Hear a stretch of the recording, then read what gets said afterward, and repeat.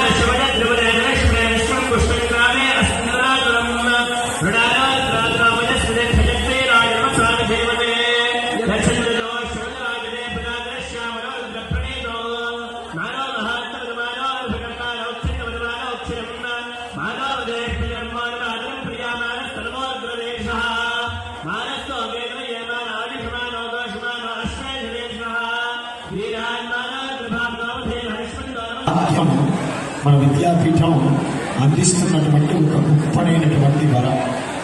తప్పకుండా మహాశివరాత్రి నాడు మీ కుటుంబ సభ్యులందరి చేత ఈ మహోత్సవానికి విచ్చేసి తరించవలసిందిగా ఆశీస్సులను అందజేస్తూ